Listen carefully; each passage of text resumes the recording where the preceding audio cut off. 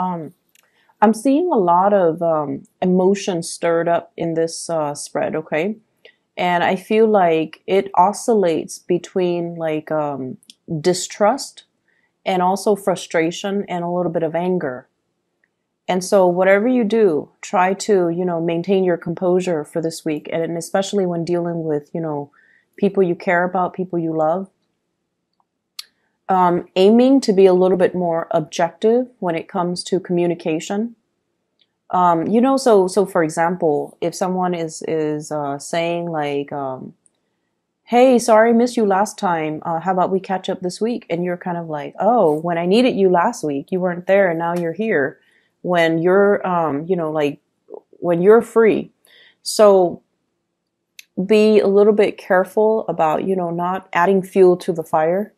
If somebody's communicating, just take whatever they say at face value and don't inject that sense of cynicism or that sense of mistrust into the communication, okay? And the reason I say that is at the center of the spread, how you and your significant other or your crush are dealing with each other, we have the moon. And the moon deals with confusion. It also deals with overall. And your energy is very directed. You're very concise with communication. You're very clear. With you, everything is like yes or no. Do you like this or don't you like this? Like you're very decisive. You own your feelings. You own your emotions, and you know how you feel about somebody at all times, okay? So with the moon, it indicates to me you possibly dealing with someone who's very wishy-washy. Yes, there is a strong emotional connection, but there is also a sense of mistrust and a sense of like jealousy coming into the picture as well, where somebody says one thing and they do another, or their actions are not very consistent with their words. And so, or they're not even communicating clearly. You ask them, one thing and they respond with another. You can say like, "Hey, let's, meet up at 7. And then they're like, "Oh, 7's not good for me," but they don't give you an alternative, like time. So dealing with somebody who could be very, wishy-washy, non-committal, not so much non-committal, but the way they communicate kind of sucks. And, I feel like your patience is wearing thin with this person. And I feel like, this is not a one-time thing. I feel like it's been happening, over and over and over again. You could have been pursuing this person for like 2 months, and you're realizing these patterns about them. Okay, so I feel like most of you are coming in with new relationships. For those who are in stable relationships, there's still, I see arguments and things brewing, because somebody's not taking care of their responsibilities. But overall, I feel like, people who are newly out there dating, there's like confusion when it comes to your partner. This is your energy, the Two of Wands. Usually this is like being at a distance from a partner. Some of you could be traveling for work, and some of you have a lot of responsibilities where you have to do overtime, where you have to work on the weekends, where you've been getting out of the house, you've been like very busy, I feel. And with the Two of Wands, it's sort of like, it's a relationship card, but one person is not in the picture. And the partner that you have, you're looking at your partner. We have the Nine of Cups. This is somebody with a lot of options. This is somebody that could be very flirtatious. If they're not flirtatious, at least they're so nice that they have trouble saying no. They have trouble turning down offers. They're not very clear to reject people, and they're not very clear about telling people, "I'm not interested, take a hike."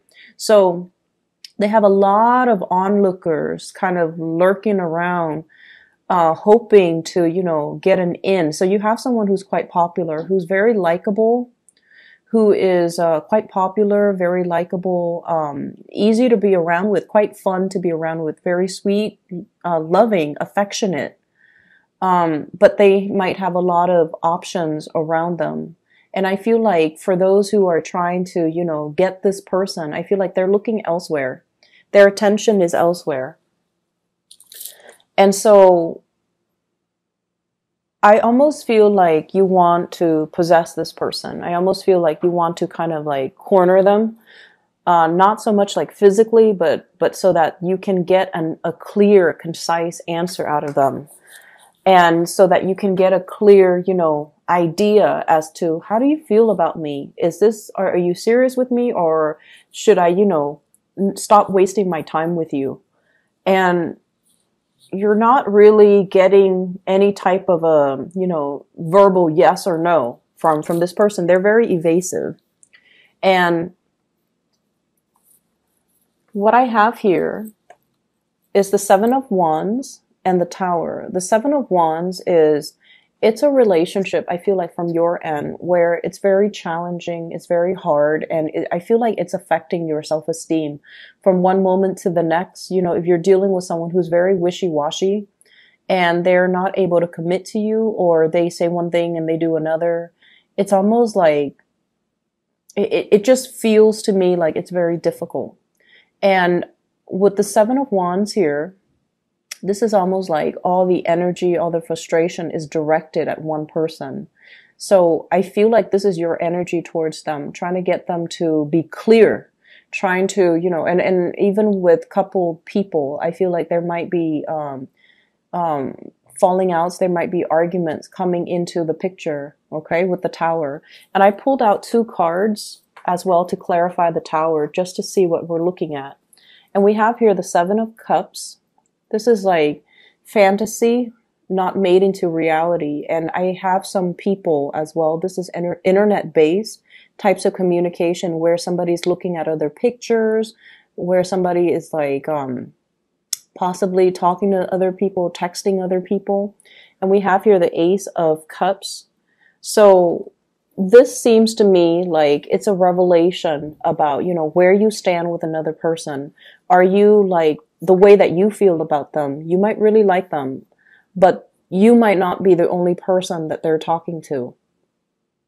And then I also feel like, coming to the realization that maybe this is a lost cause because, you built this person up. Like you saw the image of them, or you saw like, the fantasy of them, but in reality, they might not be the suitable partner for you. So I feel like something is coming to light where you are going to make a reassessment of this relationship, and you might not, I feel like you might not feel like they're giving you their undivided attention, and their attention, their energies are scattered elsewhere. And I feel like you're dealing with a big flirt. You're dealing with someone, not so much a heartbreaker, but like they like the attention. Okay. They like the attention that's given to them. And then on the flip side of that, I also feel like you're dealing with someone who has trouble rejecting suitors. And so they kind of keep people hanging on, not because they like the attention, but because they have trouble saying no. And it can be very frustrating because with you, you're very clear about, drawing boundaries, and you're very clear about who you want to pursue. So that element, I feel like there's frustration associated with it. Okay. The second spread here, I feel like for many of you, you're planning to receive guests to come to your place, or you're planning to take a trip with friends to venture out. I feel like some of you just want to get away. There's this element about, wanting to get a new start, wanting to like just sell your house, get rid of your stuff and move to a different location. So I'm feeling this sense of like wanting to break out of your shell and have a new experience. Okay. Do something new, do something amazing, and just, plotting the next trip, the next location, the next job, the next, vacation even. So I see a lot of that coming into the picture. I don't see financial issues, so no news is always good news. But what I do see is you want a partner in crime, okay? You're more than capable of doing things on your own, but I feel like a lot of the times you're very hesitant.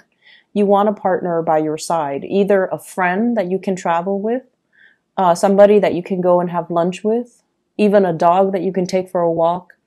But I feel like there is a sense here of not wanting to do things on your own, and that can really hold you back in a lot of the major decisions that you're making. If life is so contingent on having another person by our side, you might as well be like a Gemini or a Libra rather than an Aries. So you're given the Aries energy for a reason, because when you start things on your own and not have to wait around for other people, there are no logistical issues, okay? Because you started, you know where you are, and you can basically plan things and to cater to yourself. So I feel like in a way you might have come to this week, with the realization that I've really held myself back in life. I keep waiting around for people and they don't really deliver what they promise. Okay. And then I also feel for many of you as well, like waiting on guests. So that energy, it's like waiting to coordinate so that the two of you can meet up, or they're coming to visit and they're going to stay overnight, or they're going to stay, over the weekend and things like that. And I also have as well the Seven of Cups, and it's showing up, before in the love reading as well as now. And this card usually indicates, the fantasy, okay? Conjuring, dreaming, wondering what if. And I feel like for many of you, there's a warning here about, not going back to the past. And they're saying like finding a new place, finding a new location. Not getting pigeonholed into like, so for example, I see you making plans, wanting to break away and wanting to make some major changes in your life. And they're saying as well, don't go back to the past, because you're looking back at the past and there's some blockages here.